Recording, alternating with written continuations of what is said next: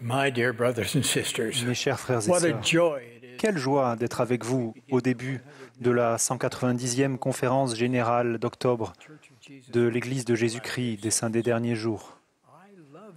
J'ai beaucoup de plaisir à me joindre à vous, tandis que vous êtes chez vous ou ailleurs, pour écouter les discours des prophètes, voyants et révélateurs, et des autres dirigeants de l'Église.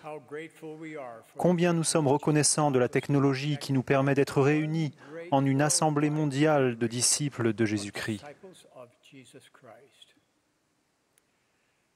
La conférence générale d'avril dernier a été suivie par plus de monde que les années passées, et nous avons toutes les raisons de croire que cela va se reproduire. Au cours des derniers mois, une pandémie mondiale, de violents feux de forêt et d'autres catastrophes naturelles ont mis notre monde sens dessus-dessous. Je pleure avec chacun de vous qui avez perdu un être cher pendant cette période. Je prie pour tous ceux qui souffrent. Cependant, l'œuvre du Seigneur ne cesse d'aller de l'avant. Avec la distanciation physique, le port du masque et les réunions via Zoom, nous avons appris à faire certaines choses différemment et même certaines plus efficacement. Les périodes inhabituelles peuvent apporter des compensations inhabituelles. Nos missionnaires et nos dirigeants de mission se sont montrés pleins de ressources et ont fait preuve de résilience et ont été vraiment remarquables. Même si la plupart de nos missionnaires ont dû trouver des manières nouvelles et inventives de faire leur travail, de nombreuses missions rapportent qu'elles donnent davantage d'enseignements qu'avant. Nous avons dû fermer les temples pendant quelque temps et certains projets de construction ont été brièvement retardés, mais maintenant, ils progressent tous.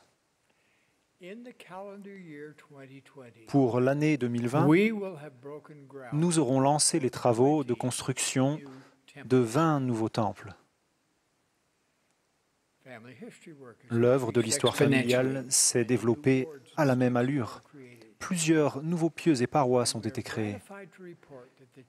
Et nous avons le plaisir d'annoncer que l'Église a fourni une aide humanitaire aux victimes de la pandémie dans le cadre de 895 projets dans 150 pays. L'étude accrue de l'Évangile dans de nombreux foyers a renforcé les témoignages et les liens familiaux. Une mère a écrit « Nous nous sentons beaucoup plus proches de nos enfants et de nos petits-enfants maintenant que nous nous réunissons chaque dimanche via Zoom. À tour de rôle, chacun fait part de ses réflexions au sujet de « Viens et suis-moi ». Les prières pour les membres de notre famille ont changé parce que nous comprenons mieux ce dont ils ont besoin. Je prie pour qu'en tant que peuple, nous utilisions cette période unique pour progresser spirituellement. Nous sommes ici-bas pour être mis à l'épreuve, pour voir si nous choisirons de suivre Jésus-Christ, de nous repentir régulièrement, d'apprendre et de progresser. Notre esprit aspire à progresser. Et la meilleure façon de le faire, c'est de rester fermement sur le chemin des alliances. Quoi qu'il arrive, notre Père céleste et son Fils Jésus-Christ nous aiment. Ils se soucient de nous. Eux et leurs saints anges veillent sur nous. Je sais que c'est vrai.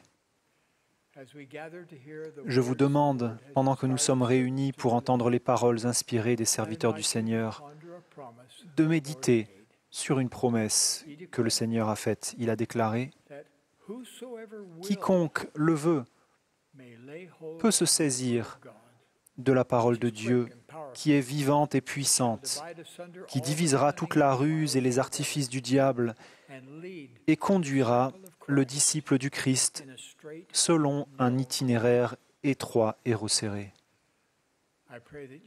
Je prie pour que nous décidions de nous saisir de la parole de Dieu qui nous sera donnée au cours de cette conférence générale. Je prie pour que vous ressentiez l'amour parfait que le Seigneur éprouve pour vous. Au nom sacré de Jésus-Christ. Amen.